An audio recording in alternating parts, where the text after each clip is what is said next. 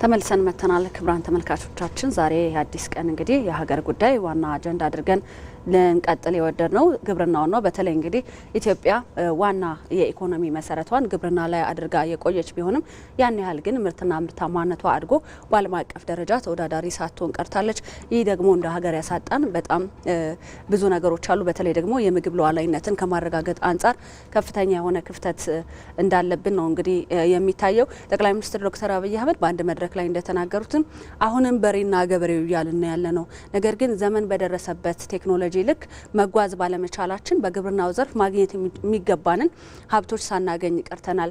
የሚመጡ ቴክኖሎጂዎችን ወደ ተግባር በመጠቀም ያሉንን ተፈጥሯዊ የሆኑ ጸጋዎችንም ደግሞ ወደ ተግባር በማስገባት በቂና ከዛም በላይ የሆነ ከሀገር ፍጆታን ባለፈ በዓለም አቀፍ ደረጃ ኤክስፖርት በማድረግና የውጭ ምንዛሬን በማምጣት እንደዚሁም ደግሞ የውጭ ምንዛሬንም በማስቀረት ረገድ የሚኖረው ሚና ከፍተኛ ነውና የኋላ ቀር አስተሳሰብን በመተው ወደፊት መሄድ ይጠበቅብናል ብለዋል። በመደመር መንግስት መጽሐፋቸው እንደዚሁም መፍጠንን በመጠቀም ደግሞ የግብርናው ዘርፍ ለኢትዮጵያ የሚያበረክተውን ኢኮኖሚያዊ አስተዋጽኦ ከፍ ማድረግ እንደሚገባ ሲያነሱ ነበረ። እንግዲህ ኢትዮጵያ ዘርፈ ብዙ ጸጋዎች ያላት ሀገር እንደመሆኗ መጠን በተለይ በግብርናው ረገድ በምግብ ራሷን አለመቻሏ በጣም እርስ በራሱ የተጣረሱ ጉዳዮች ናቸው። ሰፊ መሬት አላት፣ ለም መሬት አላት፣ በቂ የውሃ ሀብት አላት። ከራሷ አልፎ የጎረቤቶቿን ምድር የሚያረሰርስ ወንዞችና ምንጮች መፍለቂያ ነች ኢትዮጵያ። ነገር ግን ደግሞ በአንጻሩ ቀደም ሲል ስታነሹ እንደነበረው ከበሬና ከገበሬ ያልተለየ እርሻ ወይም ያስተራረስ ዘዴ ነው ያለውና ይህንን መቀየር የሚያስችል ስራ መስራት እንደሚያስፈልግ ጠቅላይ ሚኒስትር አብይ አህመድ ገልጸዋል። ከዚህም ባለፈ ደግሞ የሚመረቱት ምርቶች ስብጥርም እንዲኖራቸው በማድረግ ከዚያም አልፎ ደግሞ ራሱ አርሶ አደሩ ራሱን ከመቻል አልፎ ትርፍ አምራች የሚሆንበትን አግባብ ይበልጥ ትኩረት ሰጥቶ መስራት እንደሚገባ ነው እንግዲህ በተለያዩ አግባቦች የገለጹት። ኢትዮጵያ ተፈጥሮ የቸራት ከደጋ እስከ ቆላ ያለው የተለያየ የአየር ሁኔታ አለ። የከርሰ ምድርና የገጸ ምድር ውሃ አለ።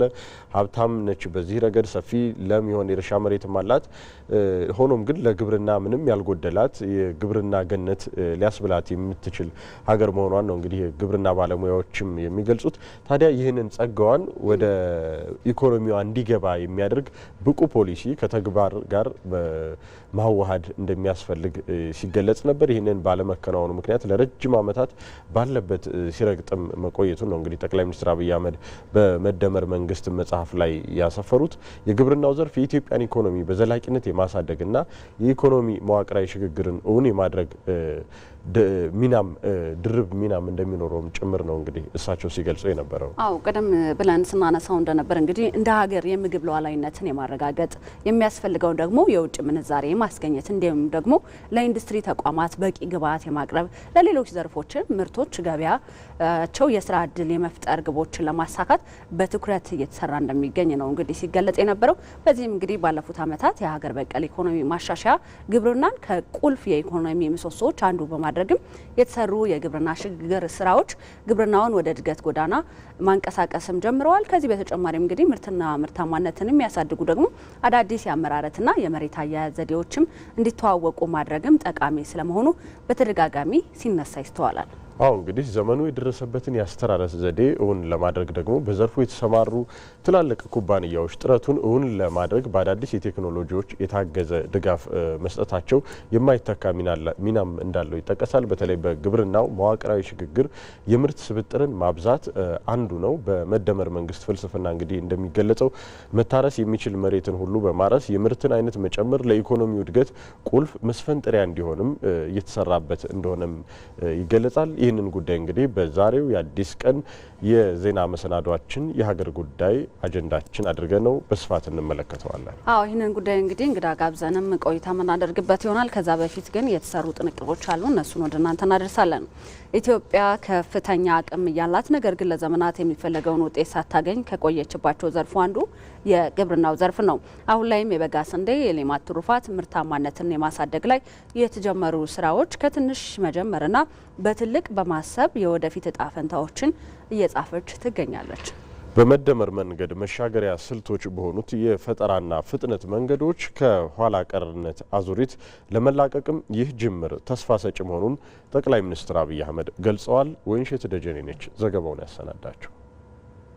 በኢትዮጵያ የዘመናት የስብራት ውጤቶች አሻራቸው ዛሬም እንደሚፈለገው መራመድ እንዳትችል ማድረጉ አልቀረም። ይህን ስብራት እየጠገኑ ለመጓዝና ለሚቀጥለው መንገድ መሰረት ለመጣል አዲስ የለውጥ አቅጣጫ መቀየስ የግድ ብሏል። ነገ ለሚናፈቀው ከፍታ የዛሬን ለውጥ ለማየት በጥቂቱ መጀመር፣ በትልቁ ማሰብና ወደፊት መራመድ አሁን የመደመር መንግስት አዲስ የእሳቤ መንገድ ሆኗል። ይህም በግብርና ምርታማነትና ከዕለት ጉርስ ተሻግሮ የማያውቀውን ስንዴ ኤክስፖርት እስከ ማድረስ በሚደረግ ጥረት ውጤት መታየት ጀምሯል።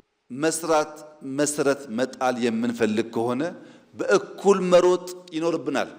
ሁሉም ኢኒሼቲቭ ጅማሮ አነስተኛ ነበር። በሂደት እየፈጠነ እየሰፋ እያደገ ጥራት እያረጋገጠ በሀገር ደረጃ ኢምፓክት የሚያመጣ ሆነ። በፈጠራ በፍጥነት በቴክኖሎጂ ታግዞ የመራመድ በመደመር መንግስት የመሻገሪያ ስልቶች ከኋላ ቀርነት አዙሪት ለመውጣትና ከትላንት የውድቀት ታሪክ ተላቆ የዛሬን ፍሬ ድልድይ አድርጎ የነገን ትልቅነት እውን ለማድረግ አስፈላጊነቱ የግድ የሚል ነው። ግብርና አንደኛ በአዲስ እይታ መምራት፣ የአመራሩን ሙሉ እገዛ መስጠት፣ የግሉን ዘርፍ ማሳተፍ፣ ማህበረሰቡን ባለቤት አድርጎ የስራው አካል ማድረግ ያስፈልጋል። ለምን? ግብርና አዳጊ ሟች ነው። ምርታማነት እየጨመረ ነገር ግን በእኛ ኢኮኖሚክ እድገት ውስጥ ያለው ድርሻ እየቀነሰ ነው የሚሄደው። ከኋላ ቀርነት ለመውጣት አዙሪትን ለመሻገር የወረት ውስንነትን ቀንሰን ወረት ለማበራከት የጊዜ ውስንነትን ለመሻገር ትናንትን ከነገ ለማስተሳሰር የዛሬን ድልድይ መስራት በእጅጉ አስፈላጊ ነው። ዛሬ ያልተገነባ ድልድይ ወደ ነገ ስለማያሻግር ብልጽግናዋና ህልውናዋ የተረጋገጠች ኢትዮጵያን ለመገንባት የተጀመሩ ስራዎች ፍሬን ለማግኘትም የተጀመረውን ትጋት ቀጣይነት ማረጋገጥ ወሳኝ መሆኑም ተመላክቷል። እኛ ግብርናን እንደ አንድ መነሻ ሴክተር የወሰድነው አቅሙን ገና አሟጠን አልተጠቀምንበትም። ስለዚህ ከተረጂነት ወደ አምራችነት መቀየር አለብን። ያን ለማድረግ መሬቱ፣ ውሃው፣ ጉልበቱ አለ፣ ምርምሩ አለ፣ ሙከራዎች አሉ። በርትተን ብንሰራ ተረጂነት ታሪክ፣ አምራችነት የኛ የነገ መገለጫ መሆን ይችላል። ለዚህ ደግሞ የገጠር ሽግግር እናረጋግጥ። የገጠር ሽግግር ማለት በነፍስ ወከፍ አምርቶ ከመብላት ምንበላውን ለነገ የምናቆየውን ተሻግረን ለገበያ የምናወጣው ምርት ይኑረን። ከነፍስ ወከፍ ወደ ገበያ ይሸጋገር። ግብርናን ከአንድ ሲንጉለር ከሆነ እሳቤና አሰራር ወደ ብዝሃ ገጠር እንቀይረው። የመደመር መንግስት እሳቤ ዋነኛ ምሰሶ የሆነው ታሪክን ከማውራት ይልቅ ታሪክን በመስራት ውጤትን በተግባር የመግለጥ ስራ በእነዚህ ምርታማነትና የኢኮኖሚ ሉዓላዊነት የማረጋገጥ ሂደቶች የሚታይ መሆኑም ተገልጿል። ባለፉት ዓመታት የተተገበረው የሀገር በቀል ኢኮኖሚ ማሻሻያ ለግብርናው ዘርፍ ትኩረት እየሰጠ እንደሆነ ይገለጻል። በግብርና መዋቅራዊ ሽግግር የምርት ስብጥርን ለማብዛት በተሰራው ስራ ከሰብል በተጨማሪ አትክልትና ፍራፍሬ የመሬት ሽፋንና ምርትም ከፍተኛ እድገትን ማሳየት ችሏል። የግብርናው እድገት በጥቂት ምርቶች የተንጠለጠለ ከመሆን ወደ ከፍተኛ ዋጋ ያላቸው ብዝሃ ዘርፍ እየተሸጋገረ ስለመሆኑም ይገለጻል። ባየሙላት በዚህ ጉዳይ ላይ ተጨማሪ ዘገባ አለው። ኢትዮጵያ ተፈጥሮ የቸራት ከደጋ እስከ ቆላ ያለው የተለያየ የአየር ሁኔታ፣ የከርሰ ምድርና የገጸ ምድር የውሃ ሀብቷ እንዲሁም ሰፊ ለም እርሻ መሬቷ የሚጠበቅበትን ጥቅም ሳይሰጥ ዘመናትን ተሻግሯል። ይህ ጸጋዋ ወደ ኢኮኖሚዋ እንዲገባ የሚያደርግ ብቁ ፖሊሲ ከተግባሪ እጆች መዋሃድ ተስኗቸው ለረጅም ዓመታት ግብርናው ባለበት ሲረግጥ ቆይቷል። ባለፉት ዓመታት በተተገበረው የሀገር በቀል ኢኮኖሚ ማሻሻያ ግብርናን ከቁልፍ የኢኮኖሚ ምሰሶች አንዱ በማድረግ የተሰሩ የግብርና ሽግግር ስራዎች ዘርፉን ወደ እድገት መንገድ ማንቀሳቀስ ጀምረዋል። በግብርና መዋቅራዊ ሽግግር የምርት ስብጥርን ማብዛት አንዱ ሲሆን በመደመር መንግስት ፍልስፍና እንደተገለጸው መታረስ የሚችል መሬትን ሁሉ በማረስ የምርትን አይነት መጨመር ለኢኮኖሚው እድገት ቁልፍ ማስፈንጠሪያ እንዲሆን እየተሰራ ነው። በዚህ ረገድ ከሰብል በተጨማሪ የአትክልትና ፍራፍሬ የመሬት ሽፋንና ምርትም ከፍተኛ እድገት ማሳየት ችሏል። እንደው ባለፉት 100 ቀናት ወይም 3 ወር በዘር የተሸፈነ መሬትን ብንመለከት በዚህ ዓመት ውስጥ የሚያዝ ወደ 26 በጠቅላላው ወደ 26.32 ሚሊዮን ሄክታር መሬት በዘር ተሸፍኗል። ከዚህ ውስጥ ሰብል 23.76 ሚሊዮን ሄክታር ነው። ሆርቲካልቸር ደግሞ 2.45 ሚሊዮን ሄክታር ነው። ከአምና ተመሳሳይ ወቅት ጋር ሲወዳደር የሆርቲካልቸር በ31.7% ጨምሯል። ይሄ ቅድም እንዳልኩት ትልቅ እሴት ያለው ሃይ ቫልዩ ክሮፕ ከሚባሉ ውስጥ ነው።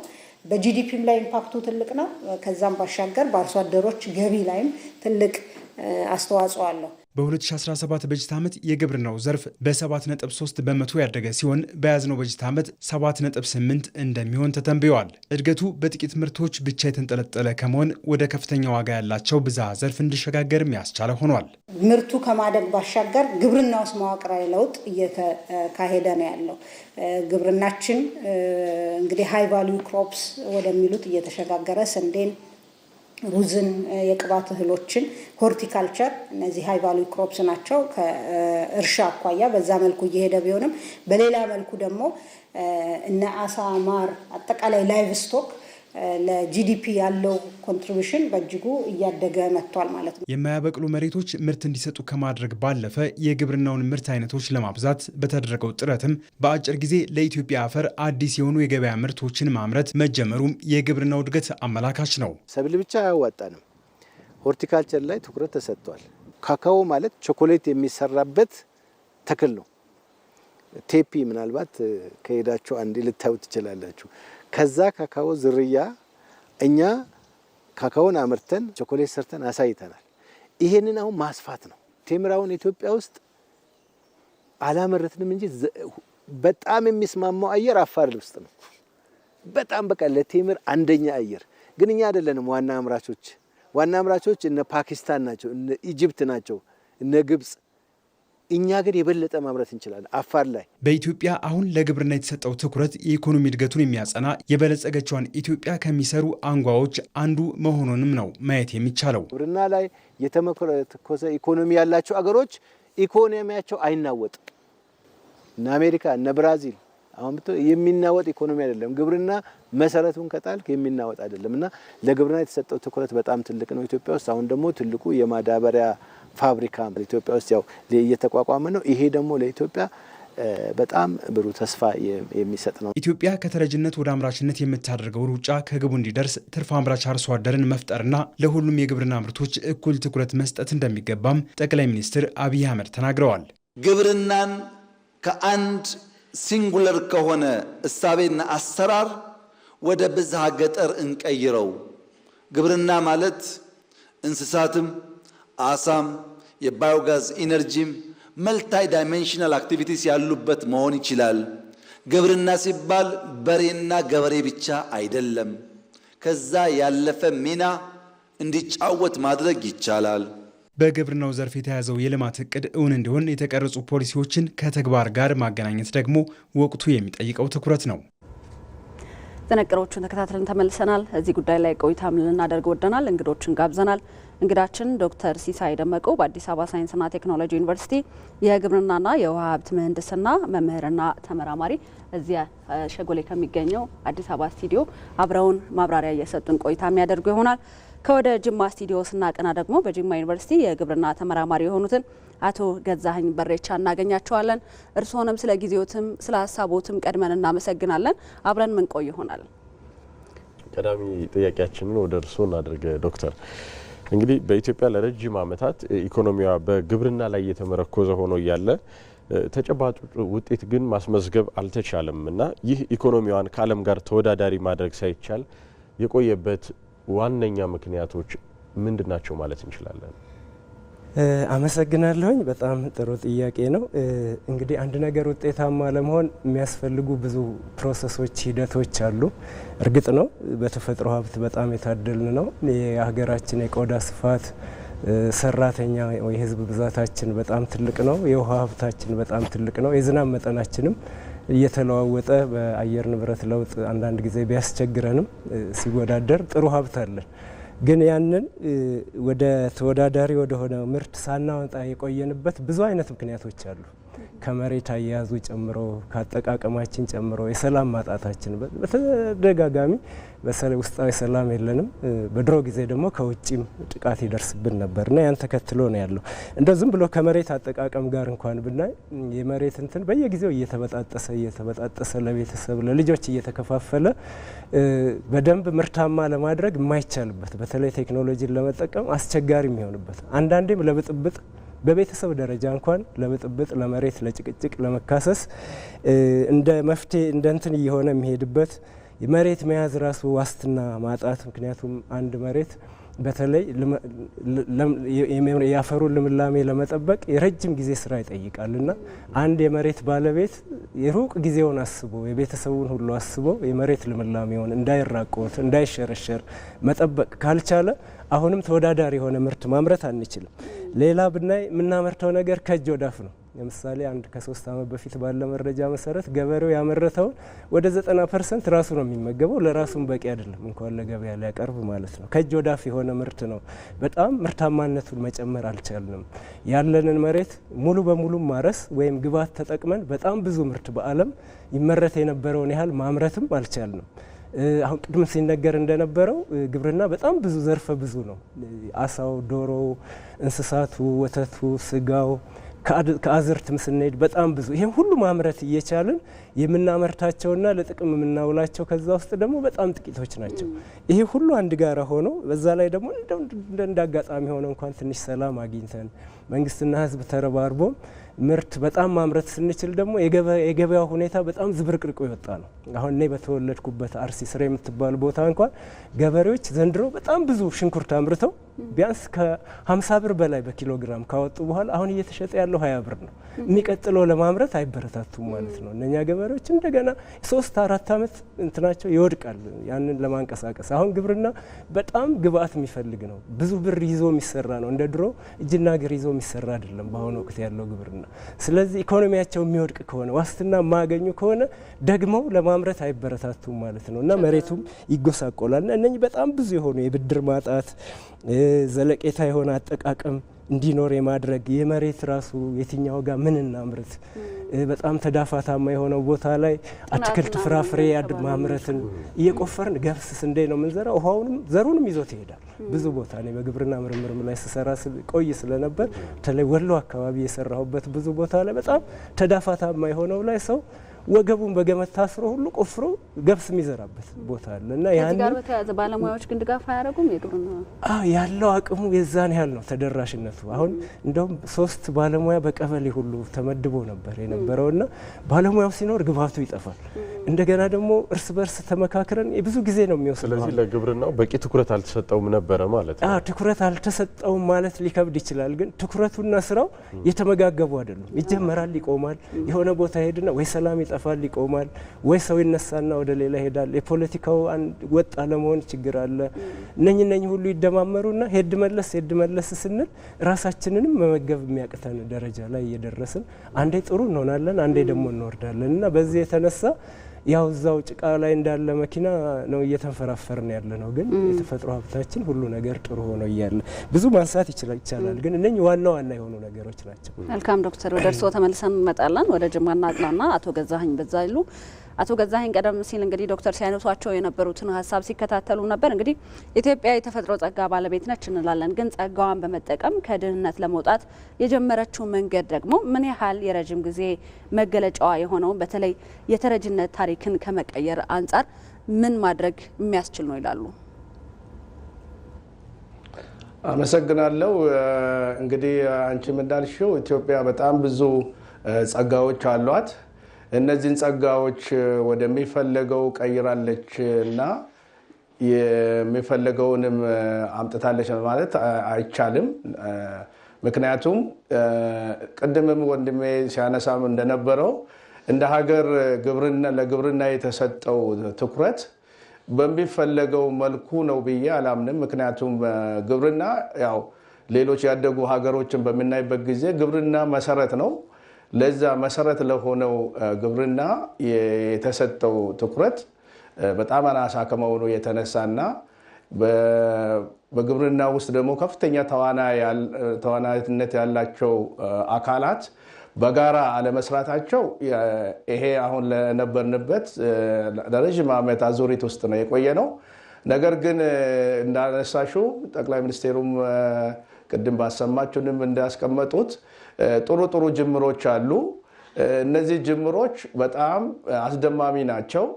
ነገር ግን የነዚህን ጅምሮች እንዴት እናሰፋለን? እንዴት ንቅናቄ እናመጣበታለን? ይሄም ደግሞ በተለይ ግብርናችን እንዴት በእውቀት ይመራል? ግብርናችን እንዴት በቴክኖሎጂ መመራት አለበት? የሚሉ ሰፊ የሆኑ ነገሮች ከአመራሩም ጀምሮ ሁሉም ባለድርሻ አካላት በጋራ ተሰናስሎ የሚሰሩበትን አውድ ካልፈጠምን በስተቀር ከአዙሪት ልንወጣ አንችልም። ስለዚህ ትልቁ ነገር እኔ ሳስብ የነበረው እንደ ኢትዮጵያ ታሪክ ነጋሪዎች ሳይሆን ታሪክ ሰሪዎች መሆን አለብን ስንል ብዙውን ጊዜ በተለያዩ መድረኮች የኢትዮጵያ ከዛሬ 70-60 ዓመት በፊት እነ ጃፓን እና እነ ኮሪያ ጋር ተመሳሳይ እድገት ላይ ነበረች። ግን እነዚህ ሀገሮች ዛሬ የት እንዳሉ ማሰብ ይቻላል እና እኛም ከሰራን ተክተን ከሰራን በተለይም ደግሞ አሁን ያለው የስራ ባህልን ከቀየርን ባለሙያን በሚያስፈልጉ ቦታ ላይ ከተጠቀምን አይ ቲንክ የሚፈለገውን እድገት የምግብ ሉዓላዊነትን ማረጋገጥ ይቻላል።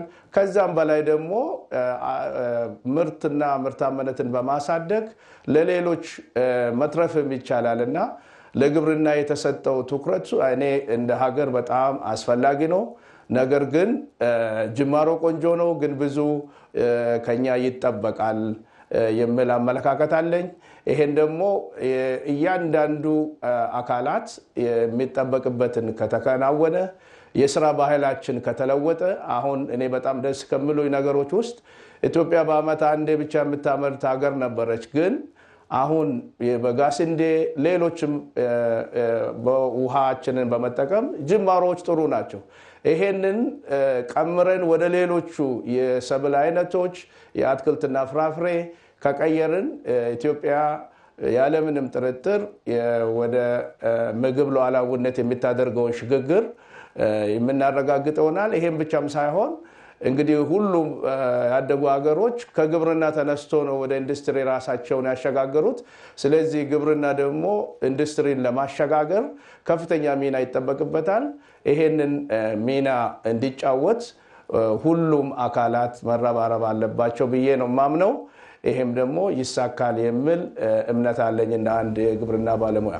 መልካም ጥሩ። አቶ ገዛኸኝ ዶክተር ሲሳይ ወደ እርስዎ እንመለስና እንግዲህ ከፍተኛ የህዝብ ቁጥርና ከፍተኛ የመልማት አቅም ላላት ኢትዮጵያ ምርታማነትን ማሳደግ የምግብ ሉዓላዊነትን የማረጋገጥ ጉዳይ ምን ያህል አሁን ባለንበት ወቅት አንገብጋቢ ነው? አያይዘውም ይህ ራሱ ለሁለንተናዊ ብልጽግና፣ ለሁለንተናዊ እድገት፣ ለሁለንተናዊ ሉዓላዊነት ያለው ፋይዳ እንዴት ሊጠቀስ የሚችል ነው? ቅድም ካነሳ ነው ጋራ ማያያዝ እንችላለን። እንደው ለግንዛቤ እንዲረዳ አድማጭ ተመልካቾቻችንም እንደው ከ3 ዓመት በፊት የነበረ መረጃም ቢሆን አንዳንድ ቁጥሮችን ላንሳ። ወደ 45 ከመቶ 45 ህጻናቶች ከተወለዱ ከ6 ወር እስከ 50-60 ወር ወይም 5 ዓመት ድረስ ያሉት ይቀነጭራሉ በምግብ እጦት። ይሄ ከባድ ነገር ነው። እቺ ቁጥር አሁን ቀላል ትመስላለች ከዓለም ጋር ብናወዳድረው። እንደገና ዘርፈ ብዙ የሆነ የስብዕና ግንባታ ላይ ችግር አለው ማለት ነው። ያው በየቤታችን የምናየው ነው። ወላጆች ልጆቻቸውን ለመመገብ ይቸገራሉ። እንግዲህ ግብርና ሆነው እንግዲህ ይሄ ምግብ የሚያመጣው ግብርና ሆኖ ሳለ ቅድም እንዳነሳ ነው ለግብርና ምቹ የሆነ ይዘን ግን ይሄን ያህል ልጆቻችን እንግዲህ የወለድነው ልጆቻችን ምን ማለት ነው ይቀነጭራሉ ማለት ክብደታቸው የቀነሰ ነው። ያስተሳሰባቸው ላይ ትልቅ ችግር ይኖራል። ወደፊት ለመናገርና አብረው ተናግረው ሰላም ለማምጣት ለመፍጠር ለማሰብ የሆነ በንቃተ ህሊናቸው ከፍ ብሎ ማድረግ ላይ ጠባሳ ጥሎ ነው የሚያልፈው። ስለዚህ ግብርና ጄኔሬሽንም ላይ ችግር ትልቅ ነገር አለው ማለት ነው። ያን ካልሰራን እንቁላል አምርተን ዶሮ አምርተን ድሮ እንግዲህ ወላጆች በእናንተ ጊዜ ቀረ ይሉናል። አሁን በእኛ እድሜ ላይ ያለው ያን ስንመነዝረው ይሄን ነው የሚመጣው። ልጆች ውሃ እንደ ልብ እየጠጡ እኔ አለማያ ዩኒቨርሲቲ ገብቼ ስማር የሰማሁት በቧንቧ ነበር ወተት የምንሰጣቸው የነበረው ለተማሪዎቻችን ይላሉ። አሁን እንደ ፊልም እንጂ የማየው በቧንቧ ወተት ለተማሪ ይሰጣል ተብሎ አይታሰብም። አሁን ዩኒቨርሲቲ ውስጥ እንዴት እንደምንመግባቸው እናውቃለን። የምግብ ችግር ነው፣ ግብርና ነው ማለት ነው። ሌላ ቁጥር እናንሳ። ወደ 73% የሚሆነው ሰራተኛ ህዝባችን መተዳደሪያው ግብርና ነው። እንግዲህ ያ ግብርናን አዘመን ነው ብዙ አመጣን ማለት ያን መተዳደሪያው ያደረገ ህዝብ የኑሮ ደረጃው ከፍ ይላል ማለት ነው። የኑሮ ደረጃው ከፍ አለ ማለት ምን ማለት ነው? ሌላ ነገር ላይ መዋዕለ ንዋይ ማፍሰስ ይችላል፣ መማር ይችላል፣ መስራት ይችላል፣ መናገር ይችላል ማለት ነው። ሰላምም ላይ ሌላ ተጽዕኖ በጎ ተጽዕኖ አለው ማለት ነው። አንድ ደግሞ ሌላ ቁጥር ላንሳ። አሁንም የአንድ ኢትዮጵያዊ ወደ 17000 ብር በአመት ነው ለሃውስሆልድ ወይም ለቤት ፍጆታው የሚያውለው። እንግዲህ 17000 ብር በአመት አንድ ሰው እንዴት ማድረስ እንደምንችል ማሰብ እንችላለን። ልብስ አድርገን፣ መታጠቢያ አድርገን፣ ሳሙና አድርገን፣ ምግብ አድርገን፣ ቁርስ ምሳ አድርገን ነው እየኖርን ያለ ነው። ይሄ በጣም ትልቅ የሆነ እንትን የሚያሳይ ነው ያለው። ወደ 40% ከተማ ምናምን ውስጥ ጨምሮ ያለውን ደግሞ ስናደርግ አሁንም ግማሽ ያህሉ ህዝባችን በምግብ ዋስትናውን ያላረጋገጠ ነው። ጠዋት በልተው ቀን ላይ ምን እንደሚበላ ምናምን በሀሳብ ውስጥ ያለ ነው ማለት ነው። ወይም ደግሞ የሆነ ወር ላይ መስከረም ምናምን ላይ እንትን ብሎ የሚቀጥለው ወር ላይ እንዴት እንደሚኖር አያቅም ማለት ነው። የምግብ ዋስትናው ችግር ውስጥ ያለ ነው። አሁንም ይህም ግብርና ነው የሚፈታው ማለት ነው። እና አሁን ምርታማነት ላይ ስንሄድ እስከ 200 ምናምን ኩንታል በሄክታር ማምረት የሚቻልበት ዘመን ላይ እኛ 40-60ዎች ውስጥ ነው ገና ያለ ነው ማለት ነው። መሬታችንን ስናይ እንግዲህ ሁላችሁም ማየት ትችላላችሁ። መኖሪያ ቤት ጋር፣ ወንዝ ጋር፣ ሸለቆ ጋር የምንሄድ ከሆነ ያ መሬት ጥቅም በማይሰጡ ነገሮች ቁጥቋጦዎች፣ የሆነ ሰንሰል፣ ቅንጭብ እንደዚህ አይነት ገጠር ውስጥ ያለ ምርት የማይሰጥ ፍራፍሬ የማይሰጥ ነገሮች የተያዙ ናቸው። በሱ ውስጥ ነው እየተሽለኮለኩን የምንኖረው። ስርዓት አስይዘን ማምረት ምናምን አልቻልንም ማለት ነው። ይሄን ሰብሰብ አድርገን ስናየው ምን ያህል ለምግብ ዋስትና የሚሆን ለእድገትም ማድረግ እንደሚችል ማወቅ እንችላለን ማለት ነው። ያችን ትንሽ ነገር አሳደግን ማለት ነው። ብዛተ የሆነ ምርት ማምረት ቻልን ማለት በቤተሰብ ደረጃ ሊሆን ይችላል፣ በአንድ በዞን በወረዳ ደረጃ ሊሆን ይችላል፣ በሀገር ደረጃ በቆላ በደጋ ደረጃ ሊሆን ይችላል። ሁሉም እንደ አካባቢው እንዳለው ሀብት አድርገን ብዙ ነገር ማምረት ከቻልን ከህፃናት ጀምሮ እስከ ኢንዱስትሪው ድረስ ተጽዕኖ ማምጣት ይችላል ማለት ነው። አሁን እንግዲህ የመደመር መንግስት ፍልስፍናው አንዱ ምርትና ምርታማነትን መጨመር፣ የሚመረቱ የምርት አይነቶችን ስብጥራቸውን ማስፋት፣ ያልታረሱ መሬቶችን ወደ እርሻ እንዲገቡ ማስቻል ነውና አዳዲስ እንዲሁም ደግሞ ያልተለመዱ አካባቢዎች ላይ ለምሳሌ ሶማሌ ክልል ብንሄድ በሩዝ ምርት በስፋት እየተሰራበት ነው ያለው። የበጋ መስኖ አልነበረም ብዙውን ጊዜ። አሁን በበጋ ሰፋፊ የመስኖ ልማቶችም አሉና እነዚህን በጥቅሉ ስናያቸው ሉዓላዊነትን ለማረጋገጥ ትልቅ አበርክቶ ይኖራቸዋል። በጣም ደስ የሚል ነው። አሁን ቅድም ሳነሳ የመሬት መበጣጠስ አንዱ ችግር ነው ብያለሁ። አሁን በክላስተር ማምረት እንትኖችን ሰብሰብ አድርጎ ገበሬዎች አንድ ጋር ሆነው ቴክኖሎጂንም ግብዓትንም መጠቀም እንዲችሉ ተደርጎ አሁን ስንዴ ላይ ለውጣል። ስለዚህ አሁን በኮምባይነር የሚያርሱ ገበሬዎች አሉኝ።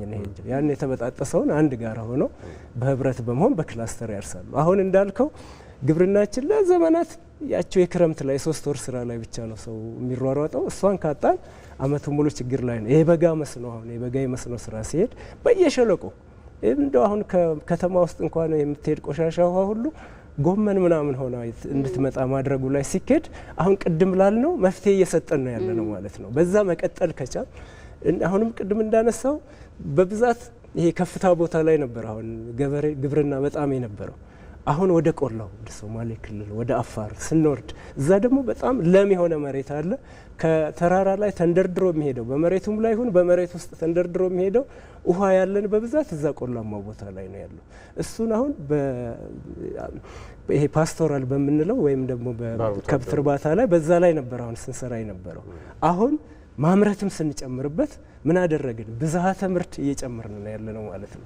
ያን ቦታ በጣም ቲኤልዩ ይባላል። ይሄ ትሮፒካል ላይቭ ስቶክ ዩኒት የሚባል ነው። ወደ 0.3 በአንድ ሄክታር ላይ ነው ስናደርግ አንድ ቲኤልዩ ወደ 250 ኪሎ ግራም ክብደት ያለው የእንስሳት ነው የምናደርገው። በጣም ትንሽ ነበር። አሁን ምርትንም ስንጨምርበት ቆላማ ቦታው ላይ ምርታችን ከፍ እያለ እንትናችን ተፈጥሮ ሀብታችንንም እየተጠቀምን እንሄዳለን እና ያ ይበል የሚያሰኝ ጥሩ ጅማሮ ነው። አሁን አንዴ ወደ ግብርና ውስጥ ገብቶ ገበሬውም መጠቀም ከጀመረ ተው ብትለው እንኳን አይተውም። አንድ ጊዜ ወደዛ ከገባን ማለት ነው ይበል የሚያሰኝ ጥሩ ስራ ነው ያለው። ግን ሁላችንም መተባበር መቻል አለብን እዛ ላይ። እውነት ነው። ከገበሬውም ባለፈ አሁን እንግዲህ የከተማ ግብርናም እየተባለ ሁሉም ትንሽም ይብዛም ይነስም ያሉ እንቅስቃሴዎች አሉ። እነዚህ አድገው ደግሞ ያገርሽ እንደሆነ ነገር ለማለት ከከተማ ነዋሪው ከሶስቱ አንዱ ገበሬ ነው። ወይ እንስሳት ወይ አትክልት ያረባል በኢትዮጵያ ላይ ባለው ደረጃ ማለት ነው።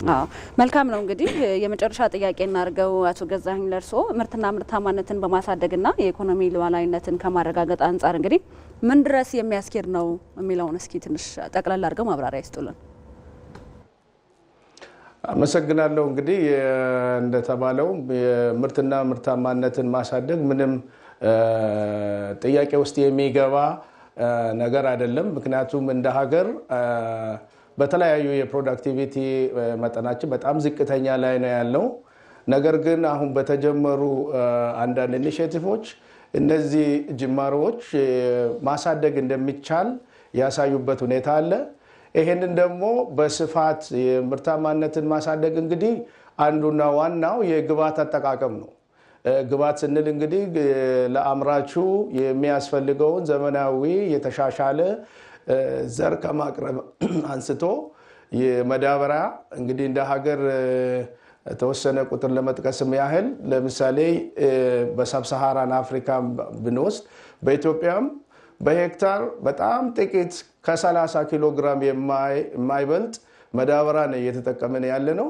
ይሄ ደግሞ ከሌሎች ሀገሮች በጣም ዝቅተኛው ቁጥር ነው ማለት ነው። ስለዚህ አምራቹ ገበሬዎቻችንም ሌሎች የግብዓት አጠቃቀማቸውን በስፋት በማቅረብ እንዲጠቀሙ የማድረግ የባለሙያ እገዛ የመስጠት እንደዚሁም ደግሞ እንግዲህ አሁን ብቅ ብቅ እያሉ በተለይ በኩታ ገጠም አካባቢ ላይ አሁን እየተጠቀምን ያለ ነው የሜካናይዜሽንን ማስፋት በጣም ያስፈልጋል። ምክንያቱም እንግዲህ ፈጠራን እናምጣ እንፍጠን ከተባለ እንደዚህ አይነት የግብዓቶችን ለአምራቹ በማቅረብ ምርትና ምርታማነትን የሚያድግበትን ርብርቦች ያስፈልጋል። ይሄን ብቻ አይደለም። ምርትና ምርታማነትን አሳድገን በተለይ ደግሞ የቅድመ ስብሰባና የፖስት ሃርቨስት ወይም ደግሞ የድህረ ምርት አያያዙን ካላሻሻልን እንደ ሀገር የድህረ ምርት ብክነቱ በጣም ከፍተኛ ነው። በተለይ አንዳንድ የጓሮ አትክልቶች አካባቢ ስንሄድ እስከ 50 በመቶ የድህረ ምርት ቅነሳው ከፍተኛ ነው። እነ በቆሎ ሌሎችንም ስናይ ከፍተኛ የሆነ 30% ድረስ የሚደርስ ቅነሳ ስላለ ማምረትን ብቻ ሳይሆን ምርታማነትን ብቻ መጨመር ሳይሆን በእያንዳንዱ ደግሞ የድህረ ምርት አያያዝ ላይም ከፍተኛ የሆነ ርብርቦች ያስፈልጋል ማለት ነው። ይሄ በተለይ እኛ ሀገር እንግዲህ በጣም የቴክኖሎጂ አጠቃቀም ዝቅተኛ ነው። ቴክኖሎጂ ግን በአሁኑ ሰዓት ከየትም ማግኘት ይቻላል። ዋናው ግን ምንድነው መስመሩ ላይ እያንዳንዱ ያሉትን አካላት ማንቀሳቀስ፣ እነዛ ላይ ደግሞ ግንዛቤ መፍጠር፣ የአመራር ቁርጠኝነት ማረጋገጥ፣ እንደዚሁም ደግሞ ፖሊሲዎች ቅድም እናንተም ስታነሱ ነበረ። ለዚህ አመቺ የሆነ ፖሊሲን በመቅረጽና በማውረድ ምርትና ምርታማነታችንን ማረጋገጥ እንችላለን ብዬ ነው የማስበው። መልካም። አቶ ገዛኸኝ በሬቻ በጅማ ዩኒቨርሲቲ የግብርና ተመራማሪ ሰፋ ላለዎት ማብራሪያ እጅግ አድርገን እናመሰግናለን። ሰዓት ገድቦን ነው እንጂ ብዙ ጉዳዮችን ልናነሳቸው እንችል ነበረ። እንዲሁም ደግሞ ዶክተር ሲሳይ ደመቁ በአዲስ አበባ ሳይንስና ቴክኖሎጂ ዩኒቨርሲቲ የግብርናና የውሃ ሀብት ምህንድስና መምህርና ተመራማሪ ስቱዲዮ ድረስ መጥታችሁ ለሰጣችሁን ማብራሪያ እጅግ አድርገን እናመሰግናለን። ባላችሁበት ለሁለታችሁም መልካም ቀን ተመኝተናል።